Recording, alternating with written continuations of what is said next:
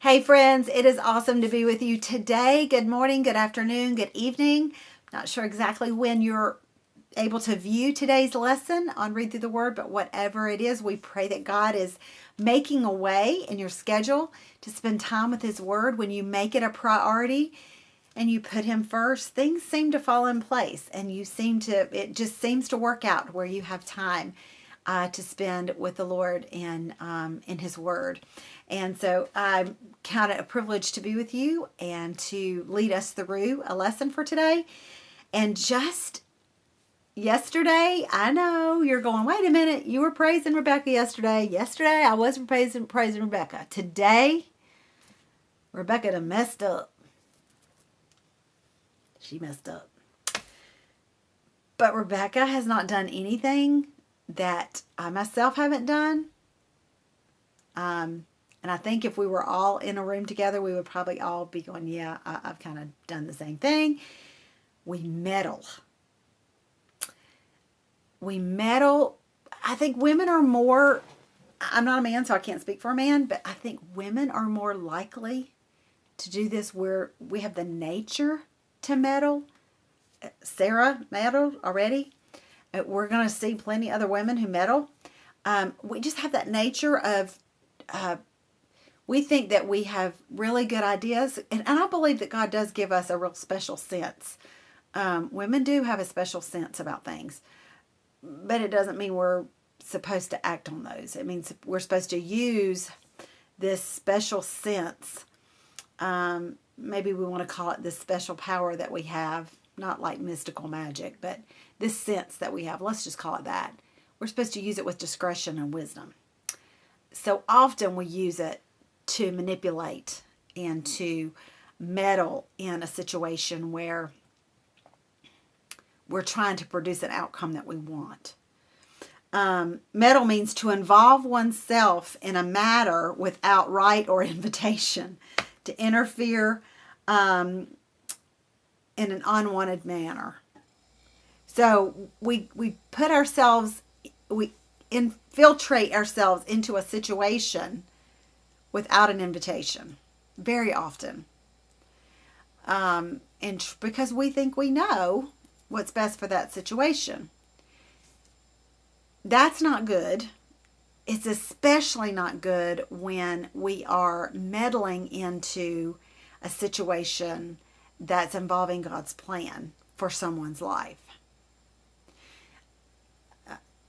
It's just never good to meddle in spiritual situations or in earthly situations. It's just not. We need to pray about them. We need to submit to the Lord about them. If we have to submit to authority and meet with authority about certain situations, that's what we need to do. But we see very clearly here some things that Rebekah did in such a wrong way. She overheard. She was listening to a conversation that was private between her son and her husband. Okay, so we're really good at overhearing things.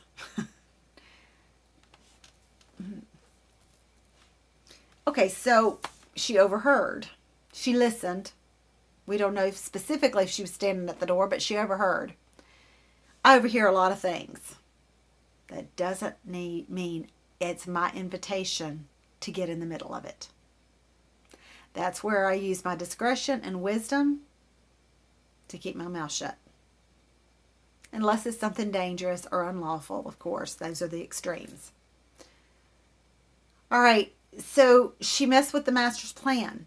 She knew back in Genesis 25, God told her about the situation with her sons, that the younger would rule over the older. It didn't matter that the older is supposed to have the birthright of the firstborn and have a double portion of the inheritance. That was not God's plan for her family and for her sons. So she knew what was to be, and she decided to change it, or to manipulate it and try to change it. even Jacob tried to reason with her and say, Dad's going to know the difference. I'm not Harry. That whole conversation just cracks me up. He knows the difference. He's not going to get involved in that. So don't think that he is going to get involved in that, because he's not. He's not going to know this, Mom. But she didn't listen to reason at all. Bottom line, if we don't tend to our business, things are not going to turn out well. Rebekah ends up losing both of her sons. Never anything good about that. Never ends well. She lost both of her sons because she meddled. And honestly, her meddling not only caused her to lose her sons, but look at what it caused. Well, you haven't seen it yet. I've seen it because I've read it before. But that little whole situation caused so much heartache for her sons in the future. And what mama wants to really do that? And not even a mom. What person wants to bring heartache on someone that they love because they meddled in that situation when they shouldn't have been in it in the first place? And you may be thinking, well, I see things they don't see. I can look beyond and I see. Yeah, we can. Because we lived a lot longer than our children.